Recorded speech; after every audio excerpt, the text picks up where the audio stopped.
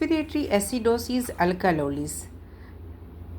The respiratory system plays a very important role in maintaining blood pH. pH क्या है? Potential of hydrogen 7 neutral होता है, 7 से कम acidic हो जाएगा और 7 से ज़्यादा बेसिक या अल्कलीन हो जाएगा.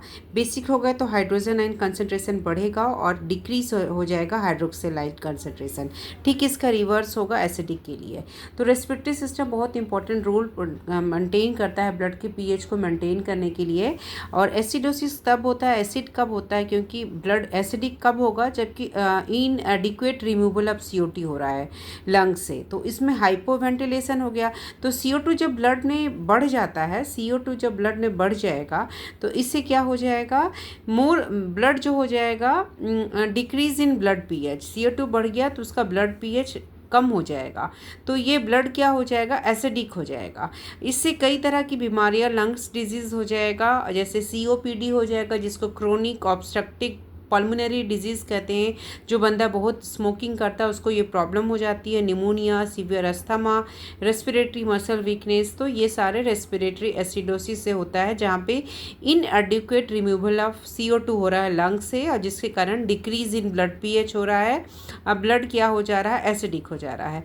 इसके कई लंग्स डिजीज़ हुए, उसमें मेडिकेशन देते हैं, ऑक्सीजन थेरापी, वेंटिलेशन सपोर्ट देंगे और एंटीबायोटिक्स वगैरह देते हैं निमोनिया के लिए, अस्थमा के लिए. रेस्पिरेटरी अल्कोलोसिस क्या होता है, जहाँ पे ज़्यादा रिमूवल CO2 का हो रहा है लंग से, तो हाइपर वेंटिलेशन हो गया.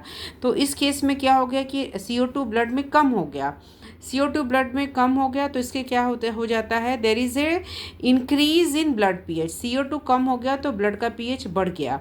तो इसके कारण क्या हो गया, ब्लड एल्कलीन हो गया, बेसिक इन नेचर हो गया. तो इसके कारण क्या डिजीज़ हो जाते हैं. हाई अल्टीट्यूड में जाके रेस्पिरेटरी अल्कोलोसिस होता है जहाँ पे ज़्यादा रिमूवल CO2 का लंग्स से होता है और जिसके कारण ब्लड क्या है, अल्कलीन हो जाता है, इंक्रीज हो जाता है ब्लड के पीएच का.